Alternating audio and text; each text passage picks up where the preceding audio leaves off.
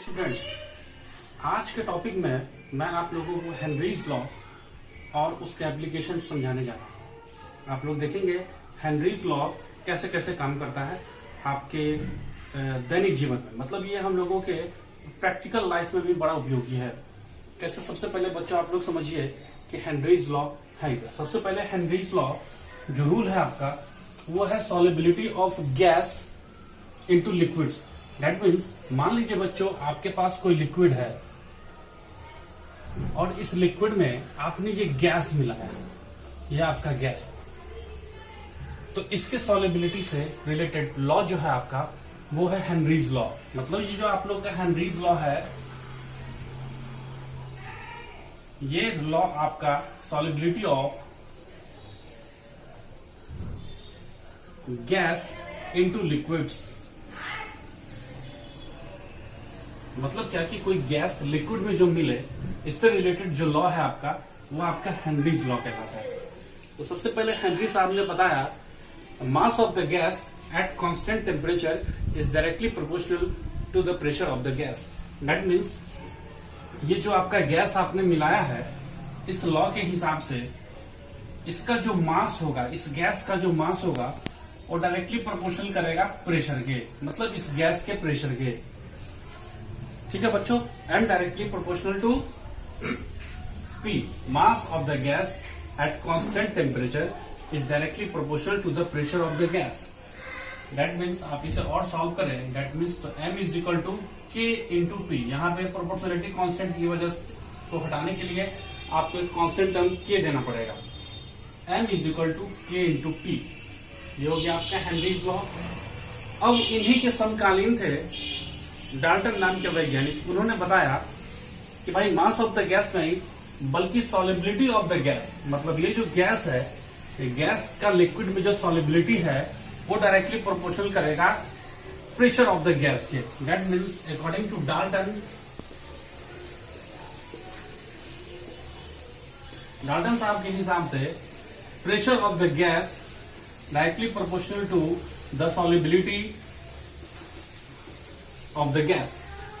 अब अगर हम लोग इस सॉलिबिलिटी को मोल फ्रैक्शन में एक्सप्रेस करें तो that means P directly proportional to the mole fraction of the gas. अब मोल फ्रैक्शन को हम लोग X से डिनोट करते हैं, that means P directly proportional to X और P is equal to KHX। यहां पे आपका KH जो है यही आपका हेनरीज लॉ कांस्टेंट है।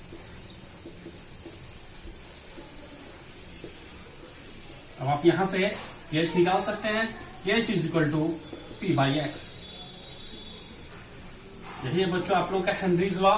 मतलब हेनरीज लॉ एक बार फिर समझिए आप लोग, मतलब क्या उन्होंने बताया सबसे पहले कि solubility of gas into liquid, तो सॉलिबिलिटी जो होगा वो डायरेक्टली प्रोपोर्शनल करेगा प्रेशर के, मतलब जितना ज्यादा आप बच्चों प्रेशर देंगे उतना ही गैस आपका लिक्विड में मिलता जाएगा। अगर आप प्रेशर ज्यादा दे रहे हैं तो गैस ज्यादा लिक्विड में मिलेगा, और प्रेशर कम दे रहे हैं तो फिर ये कम मिलेगा। अब इसका एप्लीकेशन, सबसे पहले बच्चों हम लोग इसका एप्लीकेशन देखते हैं। एप्लीकेशन में इसका पहला एप्लीकेशन है in the production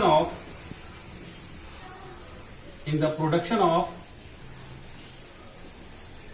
carbonated beverage. ये हम लोग के लाइफ में कॉमन है, जैसे कि हम लोग सॉफ्ट ड्रिंक पीते हैं, जैसे कि पेप्सी है, स्प्राइट है, बियर है, इसी तरह से सोडा वाटर है। इन सबों में आप देखिएगा कि ये जो आपका बोतल है, जैसे मान के चलिए हम लोग एक बोतल बनाते हैं और इस बोतल में आपका लिक्विड भरा हुआ रहता है, तो इसमें गैस भी आपका मिला हुआ रहता है। हाई प्रेशर पे इस ढक्कन को सील पैक किया जाता है, मतलब जितना ज्यादा प्रेशर उतना ही ज्यादा गैस आपका इस लिक्विड में मिला हुआ है, और इस गैस के मिलने की वजह से इसका टेस्ट एसिडिक होता है। तो सबसे पहला इसका इस्तेमाल है कि हाई प्रेशर पे हम लोग अपने सॉफ्ट ड्रिंक्स को पैक करते हैं और इसमें गैस आपका लिक्विड में मिला हुआ होता है। दूसरा इसका एप्लीकेशन है बच्चों एट हाई एल्टीट्यूड्स। इसे समझने के लिए बच्चों हम लोग पार्शियल प्रेशर को बता रहे हैं। देखिएगा आप लोग, सबसे पहले हाई एल्टीट्यूड्स मतलब पहाड़ी पे, जैसे कि मान लीजिए बच्चों ये आपका ग्राउंड लेवल है और इस ग्राउंड लेवल पे आपका कोई आदमी ए है और इसी ग्राउंड पे आपका पहाड़ी है और यहाँ पे आपका कोई बी है। आप जरा सोच के देखिए, हम सबों पे एटमॉस्फेयर का प्रेशर लग रहा है।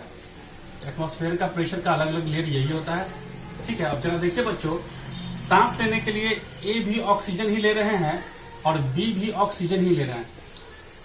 यहाँ पे तो एटमॉस्फेयर का प्रेशर बहुत ज्यादा लग रहा है ए पे, तो ये जो O2 है वो इनके ब्लड और टिश्यूज में अच्छे से सॉल्युबल है। प्रेशर ज्यादा तो गैस लिक्विड में अच्छे से मिल रहा है, तो प्रेशर ज्यादा है तो ये जो गैस है O2 इनके ए में अच्छे से मिल रहा है ब्लड में। लेकिन यहाँ पे बच्चों प्रेशर कम है, बी के ऊपर में प्रेशर कम है, तो प्रेशर कम है तो ऑक्सीजन इनके ब्लड और टिश्यूज में अच्छे से नहीं मिल पा रहा है। तो नहीं मिल पा रहा है तो इन्हें भूलने की बीमारी हो जाएगी, मितली आना, सर में दर्द होना, और इस बीमारी को हम लोग बोलते हैं एनॉक्सिया। ये बच्चों कुछ नहीं है, ऑक्सीजन ब्लड में या टिश्यूज में जब अच्छे से नहीं मिल पाता है तब लोगों को बीमारी हो जाती है जिसे हम लोग एनॉक्सिया बोलते हैं। इस एनॉक्सिया में सर दर्द, भूलने की बीमारी, उल्टी आम है। तीसरा बच्चों इसका एप्लीकेशन है, थर्ड एप्लीकेशन ये है आपका इन डीप सी डाइविंग। इसे ही हम लोग बोलते हैं स्क्यूबा डाइविंग। स्क्यूबा डाइविंग ये क्या हुआ, ये आप लोग समझिए।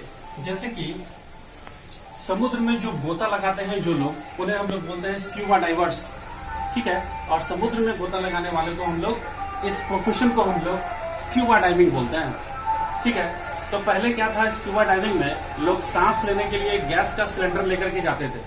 उस गैस के सिलेंडर में कंप्रेस्ड किया हुआ ऑक्सीजन होता था, उसके साथ में नाइट्रोजन भी। नाइट्रोजन का साइज बड़ा होता है तो ब्लड और टिश्यूज में अच्छे से नहीं मिल पाता।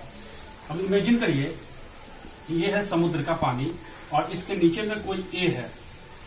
ये सांस लेने के लिए ऑक्सीजन के साथ नाइट्रोजन भी ले रहे हैं, तो अभी तो प्रेशर बच्चों बहुत ज्यादा है पानी का, तो ये N2 इनके ब्लड और टिश्यूज में अच्छे से मिल जाएगा। लेकिन जैसे ही ए ऊपर आएंगे तो ये जो N2 है वो बबल्स के रूप में इनके बॉडी में ये बना हुआ रहता है, और ये बबल्स के रूप में N2 इनके बॉडी से बाहर निकलता है, और ये कभी कभी क्या होता है, लिक्विड के साथ बाहर आता है। मतलब ये खून की उल्टी भी कर देते हैं। तो खून की उल्टी जब इन्हें होती है तो ये स्थिति बड़ा ही खतरनाक होता है, और इसे हम लोग बोलते हैं द बेंड्स। इस स्थिति में आदमी मर भी सकता है। इसलिए आजकल जो स्क्यूबा डाइवर्स हैं वो अपने साथ कंप्रेस्ड किया हुआ गैस ले जाते हैं, उसमें नाइट्रोजन के साथ हीलियम भी मिलाया जाता है। हीलियम का साइज काफी छोटा होता है, ये ब्लड और टिश्यूज में अच्छे से सॉल्युबल होता है। तो आजकल जो गैस हम लोग लेके जाते हैं, स्क्यूबा डाइवर्स लोग लेके जाते हैं, तो उसमें आपको 11.7% आपका हीलियम होता है, नाइट्रोजन आपका 56.2% होता है, और ऑक्सीजन आपका 32.1% होता है। तो यही बच्चों 3 एप्लीकेशन है आपका हेनरीज लॉ का। सबसे पहला है in the production of carbonated beverage, दूसरा एप्लीकेशन है हाई एल्टीट्यूड्स, और तीसरा एप्लीकेशन है इन डीप सी डाइविंग। जरा देखिए बच्चों, जैसे जैसे प्रेशर बढ़ता है वैसे वैसे गैस आपका लिक्विड में ज्यादा सॉल्युबल होता है। यहाँ भी हम लोग देखें कार्बोनेटेड बेवरेज में, यहाँ भी प्रेशर ज्यादा है तो गैस लिक्विड में मिला हुआ है। यहाँ भी देखिए प्रेशर ज्यादा है तो O2 आपके ब्लड में अच्छे से मिल रहा है। यहाँ भी प्रेशर ज्यादा है तो आपका नाइट्रोजन ब्लड में अच्छे से मिल रहा है।